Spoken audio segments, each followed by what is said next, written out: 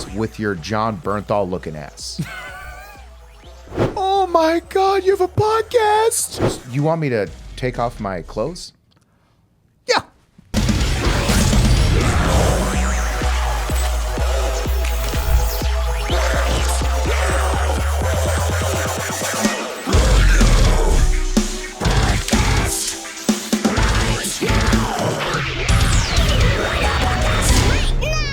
Oh my God, my dude. It's so good to see you. Yeah, there's a rat. You want to kiss it?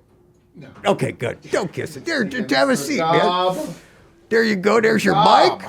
My gob. My gob. My gob. Good gob. Good gob. It's you, dude. Player. Welcome, man. Thanks, man. Dude, look at that hoodie, man.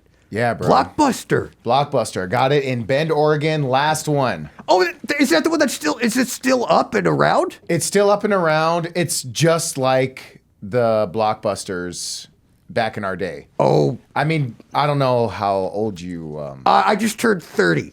K. So I've been around. But I do remember Blockbuster because when I got to Earth, I basically been here, kind of thinking, like 30 plus years. So I was really around for the 90s. So I really remember Blockbuster. That was one of my favorite things. You know what I mean? Going out, there'd be like a bunch of friends. I would go by myself. And then we would just like look at all the movies. Like, I miss that. Yeah. When you would get excited, you see a movie, but then you'd be like, oh, they were all gone. Yeah, there was nothing in it, so there was nothing to steal. Yes. What was your favorite part of Blockbuster? Do you remember?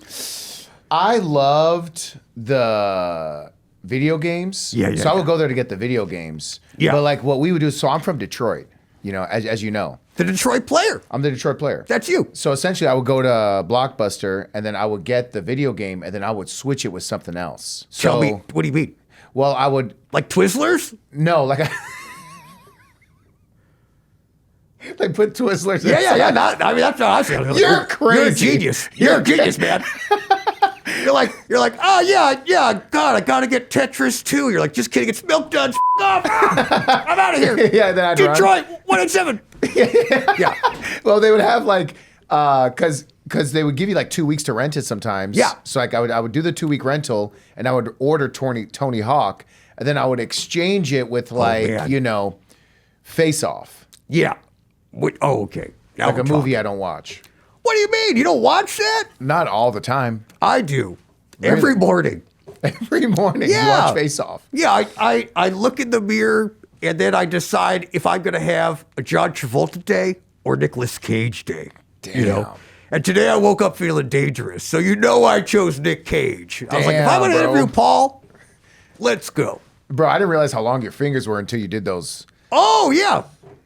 I do. I guess I do have long fingers. Yeah. How do you text? How do I like text? I like it all right. You text? How do you text? How do I like text? Oh, I see. Yeah, I just said how do you like text? Yeah. I thought you were getting California on me, dude. No, not anymore. Okay, yeah. I like doing it like this. That's why all my texts are just one word space, all kind of jumbled. Yeah, that's how tax people used to do things. That's correct. Yeah. They would put their little visor down, they'd have their little glasses, and they'd be like, oh, real quick, do you like bikes? They'd be like, yeah. They'd be like, oh, you get 5% off just for liking bikes. Yeah. You could write off everything. Yeah. Now they're being taken over by AI. They are, aren't they? Yeah, about time. Thank you. Yeah. Are you pro AI? Because I'm pro AI. I think it's good for some things, everything, but also it's not good for certain things, for creativity. Some people, I'll hear comedians go on stage and do bits, and I'm like, this sounds like an AI bit. Yep. They'll be like, man, the other day I went to the grocery store. What a hectic place. I was like, what a hectic place? I was like, who speaks this way? Robots do. Oh, yeah. Robots do. Here's my theory on AI. Is it's not if it will take over, it's when, right? So I am just trying to let the robots know that I love them. And I am here for them. And when it happens, I am all for it. I love you. I've always loved you guys. Because here's the thing. None of you idiots call me anymore. Not those robots. They call me all the time, nonstop. And I love that they use like my old area code so I feel like I'm at home. I think they're actually way more caring than a lot of people think. You know? Yeah, like I'll get those robocalls. Yes. And they'll be like, "How you doing today? Am I speaking with Paul Elia?" And then I'll be like, "Go to hell." Yeah. And then they'll be like this, "Thanks. Would you like to?" And I'm like, "Are they really hearing what I'm saying?" And like responding with thanks. But with isn't that kind of nice though? That is nice. Tell someone to go to hell and they have gratitude. Yes. They are what we wish we could be. Like they have all the patience, you know, they have everything they need to deceive us and eventually take advantage of us and then to work us all into being their, you know, Minions. Yeah, but then why do you think that they have any empathy? They're not going to care if you suck up to them right now. They're not going to help you or let you live just because you go, "Oh, Mr. Robot, I'm so sorry." Well, not with that attitude. Yeah, now with that attitude. Yeah, no way. You're the dude. first one they're going to kill. And I would love that. Robots, if you're listening now, we don't need all these Italians, okay? Oh, by the way, this is my producer, Johannes. Johannes. How you doing? He's Italian. I'm not Italian. What? Yeah. I'm not Italian. Oh, what are you? Swedish. Swedish. Yeah. That's Italian, right? That is very close. Why is he denying his? That's his thing. That's his thing. That's kind of like his thing. Everyone's got a thing now. That's his. You know, Wow. no need to put any more thought into it because he sure don't. You know. Yeah, no, I could tell. Yeah. First thing I noticed. Yeah. When he opened the door for me, he goes, "Hey, listen, by the way, I like to deny my heritage." And I was like, "That's a weird intro." That's such a. He didn't even say hi. My name's Johannes. It's nice to meet you, Paul. I'm a big fan. Nothing like that, huh? Zero. I think what I said is I'm so excuse how sorry. dark it is in here. I think that's the first thing I said. And he was referring to you? Is that what he said about you? Ah, wow. Wow, dude. Wow. What was it like growing up in Detroit? Because you're a Syrian, Yes. and I always get that confused. If you're from Syria, are you a Syrian? So that's the common misconception with us. Yes. With That's us. what I'm here to dispel the rumors. Yeah. So essentially, Assyrians, we're from the Assyrian Empire, Okay? right? That's like the first documented empire, probably around your time. Yeah. Yeah. So you've seen them. You've haunted them in your. I have used my portals to transfer over there many a times just to say hi. I would call it a haunt. Yeah. No, you just tap in, say what up. Hey, you know? You know what I mean? And then just be like, "Cool. Look, I'm not even here to stay that long." No, I gotta go. They're like, "Take off your shoes. Yes, yeah. Come have food." And you're just like, Thank you. Be butt. It's delicious. It's delicious. "Yeah." So- You're like, "I've had it already." Yeah. So it's not to be confused though. With Syrians, yeah, we're not Syrians. So Assyrians, we're also a complicated group of people. You're a complicated guy. And that's what I like about you. You're complex. Thanks, man. You're like an onion, you know? You make me cry. That's what I was trying to say, Paul. I make you cry? You make me cry. Really? Yeah. Oh shit. Yeah. That's what I was going to say. Damn, I can't believe I made you cry. I mean, you know, we'll get there. We'll talk about this special. Yeah, because it hits the feels. I didn't really understand my ethnic background till much later in life. Really? So Assyrians are not Syrian. They're from originally it was Assyria, and then Assyria got conquered by the Persian people. The Persian people conquered the Assyrians. So you know, Wow. I forgot about it. I don't take it too personal. When I see a Persian person, they'll be like, "You looks like Persian." Yeah. You know, "Are you Persian?" And I'm Yeah. like, "No, I'm actually Assyrian." They're like, "Oh, nice to defeat you." Yeah. Meet you. Yes. And then I'm like, "Hang on a second. What did you just say?" Yeah. And then they would like, you know, just dance a little bit, and then I would be entranced. Are you a serious?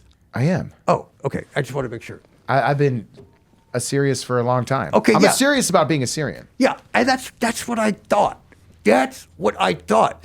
Now, is there a large Assyrian culture in Detroit? Big time. One of Really? the biggest Chaldean Assyrian communities is in Detroit. And you're not being facetious? Facetious? Is that what you're trying to say? Facetious? You're not pulling my my gob chain, are you? You're being serious. Look, You're being serious. do you think I would ever pull your gob chain? You know what, Paul? No, I do not. And thank you. I would only pull it Yeah, if it was to save your life from I what's believe it. happening outside. I believe you're the kind of guy and friend that would do anything for his friends. Is that true? That is very true. Yeah. Also to my detriment. What do you mean by that? Is it detriment? Detriment. Dental. No. Dental? No. Detriment. Dentalment. It's So we don't know anything. no. Absolutely nothing. And just so you know, no one on the internet will correct us. Comment sections, they are very forgiving, I have come to find. No one will tell us we're doing anything Dude, wrong. every comment section is just like I'll say something, like I'll post a bit about like culture, my Yeah. family, Iraq. Yeah. You know, like something about maybe something that's happening in the world. Then someone Yeah. says, with your John Bernthal looking ass. Sorry I said that, but yeah. I'm so sorry, Paul. Like this, honestly, here's the thing. What I want to say is this never happens. But the truth, and you and I are just speaking truths now, this always happens. Damn. So you kind of see what it's like for me. Yeah. With I mean, a fake this- Swedish person. Yeah. All real. Just jot it down, bro. You know. Detroitment. Detriment, but Detroitment. That's actually a good way to remember it. Yeah. I like that. Okay, you do? Yeah. Okay, all right, cut that part out. What about Detroitment? I just feel like in a lot of ways, I would just give my friends and other people everything. Like I give them so much grace and love, and in some ways, like if I don't receive it back, I would like hold this resentment. So it made me learn to be very careful of like who you decide to really give your heart to. I see. Isn't that what I've been saying? And he is constantly telling me, he's like, oh, you're selfish. You're self-centered. You're only thinking about yourself. Yep. Just because, when people talk about the podcast, I solely take ownership and take all the credit for it. And when people talk about how they love how the show was edited, I come forward and say, you're welcome. You know what I mean? Like that's me editing, and oh, we love how the show's produced. We love the vibe of the show. Like, and I take sole ownership of all those things. And he's like, you're thinking about yourself. And I'm like, yes, because, and now I can say, because Paul brought it to my attention that I cannot help you, Johannes, until I help myself. Like, when I get those emails being like, hey, we're a big podcast. We'd love to talk to your podcast producer, Johannes, and pay him a very nice salary. And he would only have to do minimal work on our podcast. Can you connect us? And I responded all capital letters, no. He takes that as like, I'm like blocking him from income. But what I'm doing is I got to help myself, Paul. Yeah. Or else how am I going to help out my friends like Paul? How does that help you? Blocking me from getting income? What are you talking about? I'm just saying, like, it's like, I will tell them, like, I'll give you my bank information if you want to have Johannes do the work. And I will help myself so I can help others. Yeah. People want what they can't have. Thank you. So by him saying no, now they're like, man, Johannes must be like a high ticket item. Right. And that would be great if any of those people actually get to me at some point and I can actually make that money. Yeah, but like eventually they will once Gob gets what he needs. Thank you. That's what I think. I don't know. And by the way, he didn't pay me to say any of these things. Nope. Somehow makes it all worse though. Some people are. Yeah, man. it's a grateful thing. It's honestly this generation, I'm old school like you. Yeah. That's the thing, man. I'm mad old school, yeah. But it's like it is like I'm sure there's a lot of hospitality in the Goblin community. Big time. And that's the thing I want to talk to you about, because I want to talk to you about your upbringing, because you talk a lot about it in your special. I don't want to give too much away, but if we were, where can people find your special? What's the name of it? Man, it is on YouTube. It is called Good Son. You can watch it for free. And by the way, I wanted to do it on YouTube and I wanted people to watch it because this is really like such a personal piece. It is. And I really wanted it to just be available as easily as very accessible. Yes. Like I didn't go with HBO. I didn't go with Netflix, not that they asked, but I really wanted to make sure that it was available. And I felt the same way about my podcast. That's why it's on YouTube. Yeah. People are like, oh, like all the time. I'm just like, like all the major studios, Sony, Studio City. Quibi. Yeah, all of them were calling. And I just was like, no, I want to put my podcast out for free. I want to put it out to where, we're not making any money. Mm-hmm. I want to put it out. Do we have any sponsors today? Okay, yeah, I didn't think so. So that's what I mean. Yeah, people don't want to pay. People want content. People are too conditioned Yes. to get content for free. It's too easily accessible. You go online, you can watch anything for free. I mean, the people who really want to support you, like the Patreon and OnlyFans and some of these other Patreon and OnlyFans, really. Yeah. So some of these other sites, people will support, but people just want things for free. I think people are digesting comedy differently. So that's why I just want to make sure it was easily accessible. Everyone can watch it, easy to share. My favorite kind of specials, the title really reflects the theme that runs throughout the entire special. I like your special because really we are following this like big giant journey of you with your mom trying to be a good son and all of the all the hoops you jump through, Paul, to try and maintain that. And I can absolutely relate to that because I'm a little gobby boy, you know what I mean? Like my mom and me, we were really close, and I remember her eating my first two girlfriends. Does that relate at all, or is that she was like, nice to eat you, and then you don't remember that, Paul?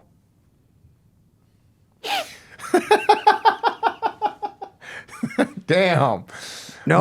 My mom hasn't eaten any. Well, also I wasn't allowed to have a girlfriend. See, that's what, but my mom was doing the same thing. Is that why she? Yeah, she'd be like, "Oh, come in and wait for my son. He's upstairs," and then Wow, your mom is yeah, New Yorker. she has the vibe. Goblins and New Yorkers, we share a lot of the same stuff, actually. Okay, cool. Yeah, it's very similar. We share a lot of kind of lingo, stuff like that.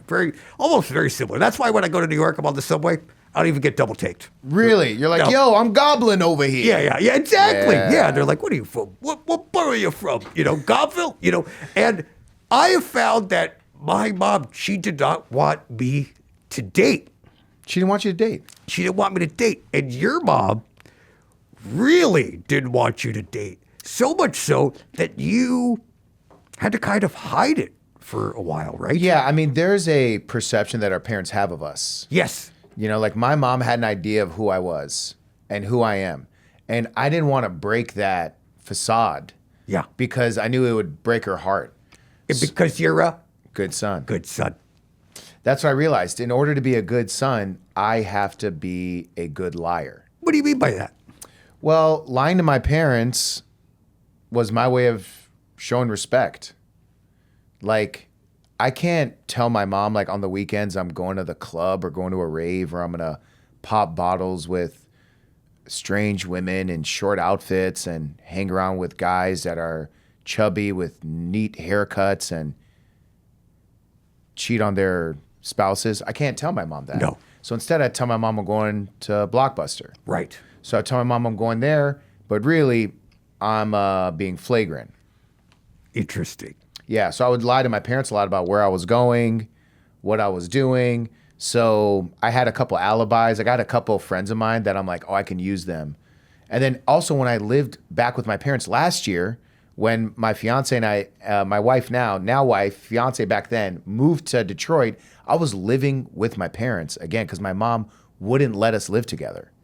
So I had to relive my childhood all over again where I was lying to my mom. And so that's why it was like such a unique thing because I was like, man, like I'm 37 and I'm telling my mom I'm going to Blockbuster. It's closed. Yeah. And I think, Paul, that's why you bought this hoodie. It's because inside that inner child Paul is still holding on. He's still encapsulated and being held by his childhood. Damn. And I think, Paul, if you really want to step out, you'll take that jacket off and you'll show me that hot bod and you'll become the Paul who is free of his childhood. It will probably bring in 5% more female viewership to my podcast. Man, I do feel flattered and disrespected. Yeah. 5%. Yeah. Oh, no, okay. I'm sorry. You got to understand, man. That's from 0%. Okay. You know, metal doesn't exactly. It's So growing. look, Growing. Yeah. you want me to take off my clothes? Yeah. But I mean, just if no, hold on, wait. I want you to metaphorically take off the reins of your mother and your childhood that are literally represented in your Blockbuster jacket. So I'm not asking you to take off your no. I gotta be honest. Asking you to take off your clothes. This is the most metaphysical way to encourage a stripper. That's always been my problem. Okay. I get to the clubs, I bring no money, and I'm just very verbose. You're just like, listen. Yeah, yeah. Why can't you just imagine? Yeah. They're like, I can't hear you. The music's very loud. I was like, hold on. Yeah. You know what I mean? Like basically a stripper's like, I'm sorry, I can't give you a lap dance. Yeah. And you're like, listen, this ritualistic dance is really for you. Yes. Use me as the canvas to express yourself, and then you get money. That's right. Yeah. Oh, and do you still want me to play the Warren Cherry Pie sound-alike song? Yes, please. Yeah. We couldn't afford the real one, but like there'll be like some. So look, I'm so down to show my body. Yeah. But the problem is that once I show my body, then I have to put my sweater back on. Then it's like, then we have to talk. So maybe towards the end, Sure. All right. there'll be a moment where both of us. You know what? I like this, Paul, because on YouTube, there's like this big, like, everyone's trying to get like viewer retention. Mm-hmm. It's actually more important to do what you just did, do a little tease, and then make them wait till the end. Because if you take it off now, everyone's going to leave. But also, people are just going to fast forward to the end and then just watch that part and be like, whatever bullshit they said in the middle. Okay, I'm gonna. So Paul's going to take off his jacket. We don't know, but it will happen at some point in the show. Absolutely no way to tell, right? Something like that. No, you can just look at where people replay the most. All right. But We'll whatever. figure it out, man. Yeah, I do work out a lot, so I mean, I know you do, Paul. I know you do. trying. Okay, it's time to announce our special guest for this weekend's live recording of this podcast at MOONTOWER. First, it's Jeff R. Curry. Yeah, we had this guy booked like a year ago for the podcast, but I guess our city caught on fire, and so we had to reschedule it and just kept getting rescheduled. Well, guess what? Best case scenario, this guy will be live on a stage, probably one of the smallest venues you can see Jeff R. Curry right now, because this guy's like, definitely making that guy teach me crowd work, because my God. And then, I was just on their podcast, they're so funny, it's the Coastal Idiots, Catherine Blanford and Shane Torres. Yeah, so you're getting 3 comedians on the Right Now podcast this Saturday, 5:45, Creek in the Cave for MOONTOWER. I better see you there, Austin. And also other people that are not named Austin. Paul, I heard you also grew up liking wrestling. Is that true? I love wrestling. Yes! I fucking love wrestling, I bro. fucking love wrestling. Because here's the thing. I was a fan of your podcast with Dave Burkesh. Dave Merhej. Burkesh, sorry. Yeah, no, you said it right the first time. Burkesh. Yeah.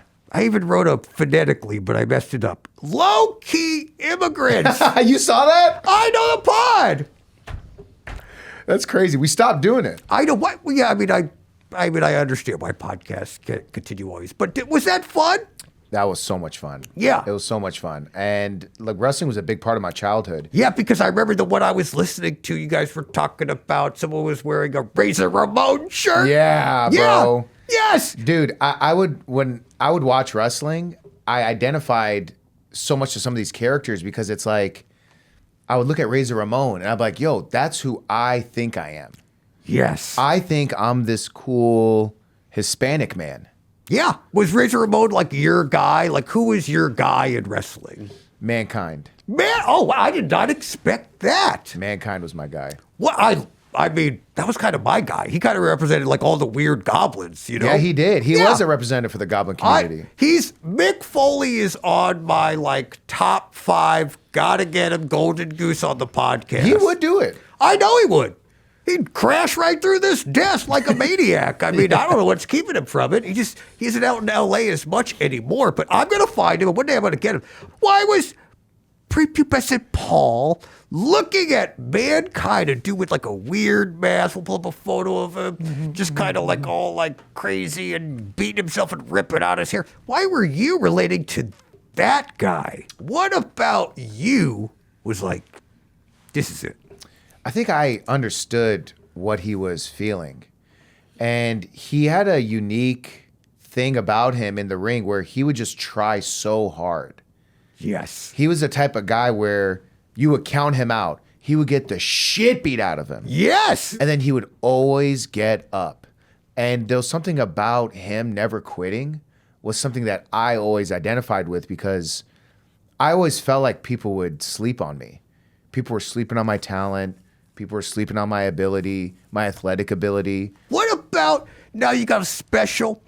You're touring all over. I mean, you're playing with huge acts, Matt Rife. I mean, household. I mean, you got a special out now. Do you still feel like people are sleeping on you? I was always under the impression, and I always lived by this phrase, ball don't lie. Ball don't lie. Don't lie. Lie. And what does that mean? So I'm from Detroit, and we would play basketball, and let's say someone would foul you. Yeah. And then I'd say, hey, that wasn't a foul. Then they'd say, shoot for it. So when you shoot it, if the ball goes in, the response is ball don't lie. It's basically trying to say objectively, this ball is objective. And the fact that it went in proves that you did foul me. People lie, balls don't. I think when someone looks at my special, I look at it and be like, objectively, the ball doesn't lie. I know what I did. I'm very proud of it. I really, really feel like this is my best work. And I feel like I was very honest. Being honest and funny is hard. Being funny is easy. I think a lot of people can just be funny. They can just be silly. Like people are writing jokes on the internet. Yeah. Taking internet jokes and memes. And that's hilarious. And I'm not doubting the hilarity of it. But can you be honest and simultaneously hilarious? That's like a much more difficult dance. And you know what? I think you, Paul, are very, very funny. And I'm gonna prove it. I'm gonna prove it. All right. Is Paul funny? I don't know. All right, so it posts, like, just make that kind of go in like a basket or something and just like swish. And then okay, so it's like I'll hold there, Johannes, like CGI that. Up. I guess my balls don't lie. What? All right, so Paul, I thought it would be fun to play a little game with you. All right, cool. I made a game for you because one of the main characters in your stand-up special is your mom. Yeah. Right? Mm-hmm. And I thought it was so funny how you would imitate her and her perspective on things and what she was into, what she wasn't into, and what she wouldn't be okay with, and what she would be okay with. So I thought I'd create a game about your mom. Okay. And this is going to be called Paul's Mom's Panic Meter. Okay? Here's how it's going to work. I'm going to bring up things that are big topics now in 2026. Right. And I want you to tell me on a scale of 1 to 10, how much would your mom freak out about these things. 0 being like, doesn't faze her whatsoever. She's like, I don't even care. 10 being, you're in trouble. Okay. You're in a lot of trouble if this happens. All right. All right? I'm into this. Okay, great. First one is, you tell your mom that you make all your money live streaming video games. Is it a lot of money? Ooh, is that the deciding factor? Yeah. Let's go different ratios. You're making, ends meet. Like, give me a number. 2,000 a month, 3,000 a month, Yeah. 4,000 a month, 8,000 a month, 10,000 a month, 12,000 a 10,000 month, to 50,000 a month. 100,000 a month. All right, cool. So, Ends meet. Chump change. Yeah. Then she wouldn't care because money is king. Okay, so the panic meter can be subsided by money. Yeah, like when I told my mom I was paying money to do stand up, it completely destroyed her. Because I told her I was paying $5 to do an open mic. Yes. And then she was just like, it was like the worst thing she's ever heard in her life. But what about now? Like, you got a special coming out, you're making your living doing comedy, you're touring all over. Is she loving that you do comedy now? She's not as impressed because it's like her being impressed. Like, let's say your Goblin mother would be like, oh my God, you have a podcast? Yes. You're interviewing so many huge guests. Yes. I'm so proud of you. Yes. My mom's version of that would be like this. Okay. Okay. So if I get a, okay, that's like equivalent to like an applause break. I see. Wow. How about this one? You tell your mom you're taking a Waymo. She goes, you know, the cars are listening to your conversations and they're going to take over your soul. That's what the cars do. You know, America is a piece of shit motherfucker, you know. They're trying to hear what you're talking so they can use it against you. You know? But That's what she would say. But that's true. Yeah. So she would say, get in the Waymo, but just don't speak about your taxes. Yeah. Or the Epstein list. Yeah. And then she'd be like, are you sure you're not a little gay? Yeah, then I'd be like, no, Mom, I'm married. Yeah. She'd be like, when did that happen? Then I'm like, you were there, Mom. Oh, yeah. So, okay, at your wedding day, what was the most excited she got? What was the... I believe in the church. When we were in the church and we got married, she was very excited.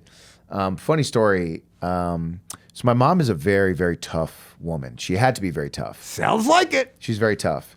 You know, she ran a liquor store for many years in the hood in Detroit. Oh, my God. Yeah. And like, you know, she was like a mother figure for a lot of people who come into the store. I love that. Right? Like, and a lot of gangsters in the city would go see my mom and ask her for advice sometimes. Like, there was this one guy named Murder. He used to come to the store. I like that his name is just letting you know. That's what I like about names. Just give me a name that I'm like, I know what I'm getting. You know what you're getting. Yeah. So like Murder would come into the store and he'd be like, hey, mama. And my mom would be like, hi, Murder. And then he would come in and then my mom's like, what's wrong, Murder? And he's like, man, mama, like my girl's bullshitting. She goes, Murder, maybe she is bullshitting because maybe you are bullshitting. Yeah. And then he'd be like, man, thank you, mama. Yeah. He's like, know? I know how to solve this. He's like, I'm gonna, and you're like, your mom's like, no, murder. And he's like, yeah, good idea. Thanks for telling me what to do. That's what I'm gonna do to my girlfriend. Yeah. Thanks, Mama Elia. And then he like runs out the door and she's like, oh, I messed up again. Yeah. Then it's like, that's when it cuts to like the freeze Yeah, I frame. guess I'm an accomplice. And then it's like, directed by. Yeah. So my mom's just raised like very tough, you know, and it was the mother Sundance in the part of the wedding. That's what we do in my culture. I don't know if you have that in Goblin. Is there a mother Sundance? It's a little different. We spend 5 months in rehearsals. We go into a nice black box theater. People pay. It's like a whole 3-act thing. We love a good ritual dance. Wow. So do you have to be in SAG Correct. Yes. to get married in Goblin? Yeah. Damn. Yeah. It's actually the Goblin Actors Guild. Damn, the gag? Yeah. Which is, by the way, I've been trying to get both my hashtags to trend, and I keep doing one and then the other. Oh, Creatures of Color. And Goblins. Goblin's Actor Guild. Yeah. Or either one, interchangeable, but it's just, I feel like It's not catching on. And I put on a shirt. Yeah. Didn't sell. Didn't sell. But yeah, so where were we, Paul?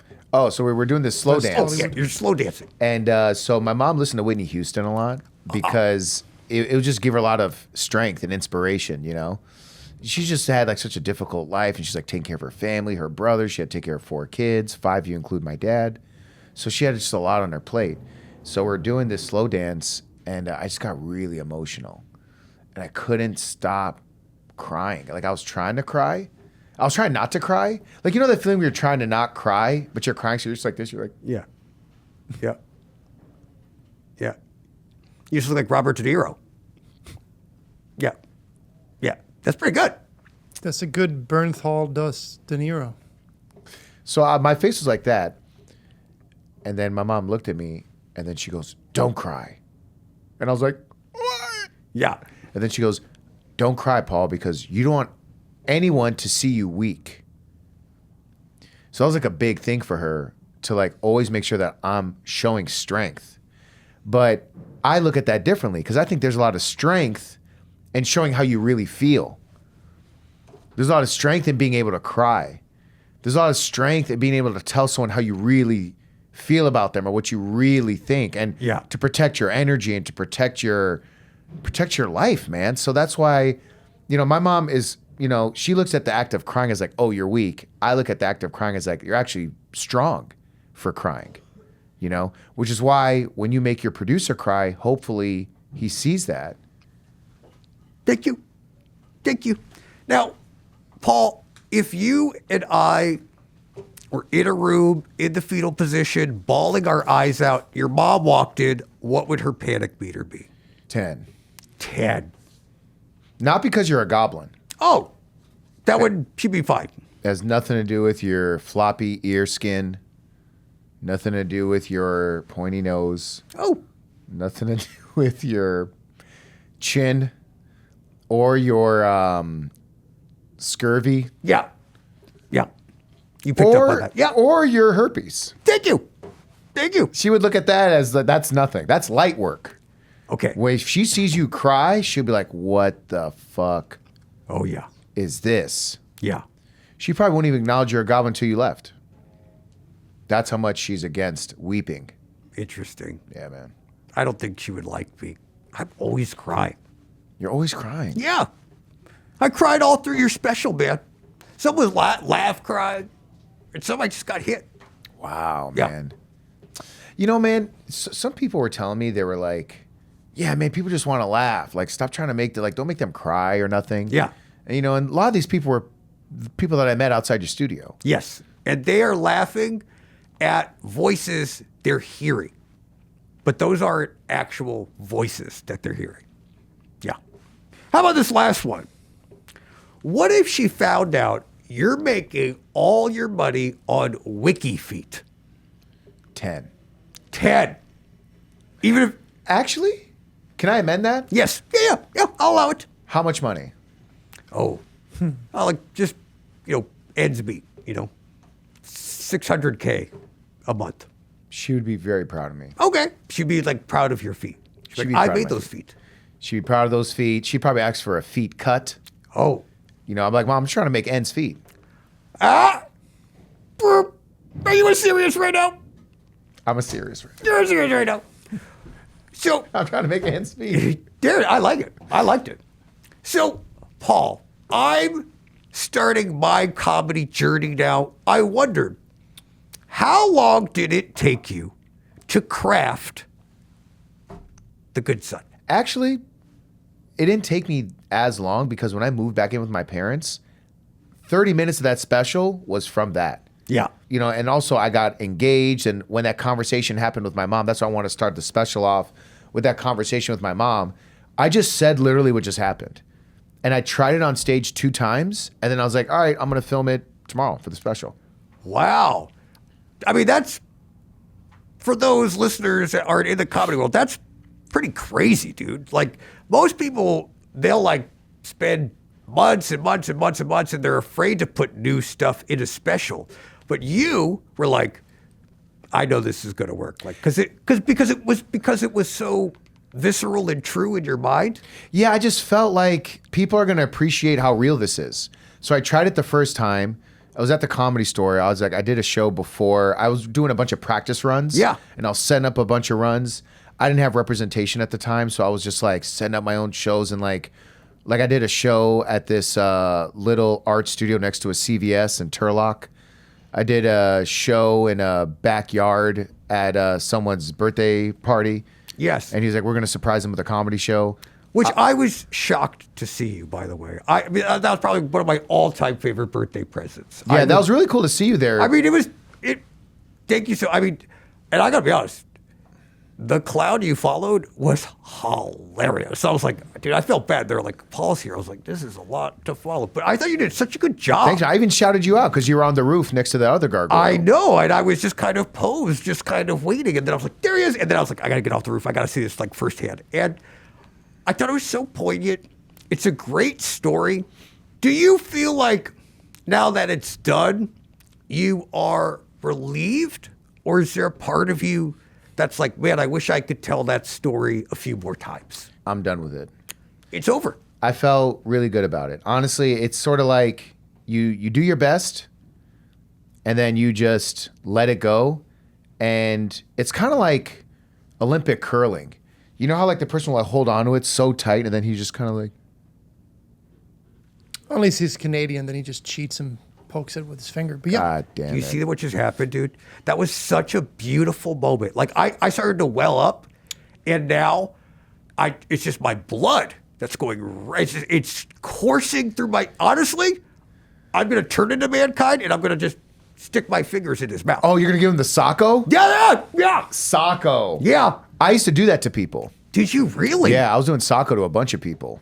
I think you should bring it back, dude. I know, I'm trying Hecklers. to. You know what I mean? I'm trying. I want to bring it back. Oh, to like Sacco a heckler? Yeah, dude. Heckler gets Saccoed? I'm clicking on that video every time if you filmed that, dude. Oh, yeah, I'll do that. That's how you get the views, man. That's how you man. get the views. So, Paul, what's next for Paul Elia? I have an animation second season coming out. Oh. Yeah, #1 Happy Family USA. Oh, my God. Yeah. Tell me about this. It's a show created by Rami Youssef. It's with A24 Yeah. on Amazon. It's actually interesting how I got that. So Rami created this animation, and he was like, I think there's a part that you can play. And I initially auditioned for it, and, casting, or I can't remember who it was. They were just like, is there a reason why you can't just get like a older Egyptian man to play an older Egyptian person Yes. in animation? Because some of them are like, listen, we need authenticity. Yes. Like, I understand this animation is about a piece of toast. I did the audition. They really liked it. They kept trying to find someone. Then I did the table read. And then I did another audition. Then I did it was just audition after audition. And then they gave me the part.